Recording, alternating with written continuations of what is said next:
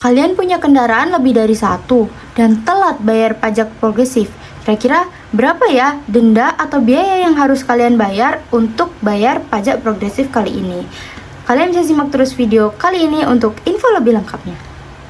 Video ini dipersembahkan oleh Arena Publik, informasi dari rakyat untuk masyarakat. Halo semuanya, ketemu lagi di Arena Publik. Jadi di video kali ini kita akan bahas tentang apa sih yang terjadi kalau teman-teman itu telat bayar pajak kendaraan dan juga kena pajak progresif. Nah, ini situasinya akan jadi lebih kompleks ya teman-teman, dan biayanya pun akan bertambah. Nah, pajak progresif sendiri adalah sistem pajak kendaraan bermotor yang diterapkan di Indonesia. Nah, pajak ini dikenakan berdasarkan jumlah kepemilikan kendaraan bermotor oleh satu orang atau dalam satu keluarga atau kakak dengan nama dan alamat yang sama.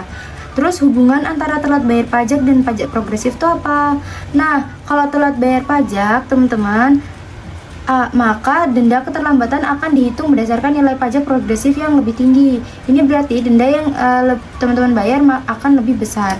Contoh teman-teman tuh punya mobil pertama pajaknya normal dan mobil kedua kena pajak progresif. Nah, kalau teman-teman telat bayar pajak mobil kedua, maka denda keterlambatannya akan dihitung dari PKB mobil kedua yang sudah progresif, bukan dari PKB normal. Nah, komponen atau biaya apa aja yang harus dibayar kalau teman-teman tuh telat bayar pajak progresif? Pertama, teman-teman harus bayar pajak kendaraan bermotor pokok dengan tarif yang progresif.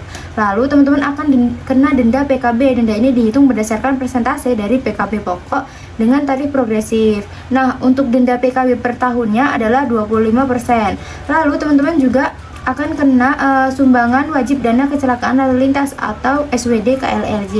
Ini biasanya untuk mobil 143.000 per tahun dan untuk motor 32.000 per tahun. Nah, selanjutnya kita akan langsung ke contoh perhitungan ya teman-teman. Nah, kita gunakan contoh mobil aja biar lebih jelas. Asumsikan ini adalah mobil kedua teman-teman yang teman-teman punya sehingga udah kena pajak progresif. Nah, PKB pokok normalnya adalah 2 juta per tahun. Karena progresif, misalnya tarifnya jadi 150% dari normal. Nah, PKB pokok progresifnya itu jadi 3 juta per tahun. Nah, lalu teman-teman tuh telat bayar pajak 1 tahun. Nah, kita bisa hitung beberapa komponen. Jadi kita bisa tahu di sini ada PKB pokok progresifnya itu 3 juta rupiah karena tarifnya 150% dari yang normal. Lalu teman-teman kena denda PKB yaitu 25%. Jadi tadi PKB-nya dikali dengan 25%, 3 juta dikali 25%. Berapa? 750.000 rupiah. Lalu teman-teman akan bayar sumbangan wajib dana kecelakaan lalu lintas jalan. Berapa? Kalau untuk mobil sumbangannya adalah 143.000 rupiah. Dan teman-teman nantinya akan kena denda SWD KLLJ tadi yaitu seharga denda 1 tahun untuk keterlambatannya karena teman-teman terlambat 1 tahun. Nah, jadi berapa total biaya yang harus dibayar?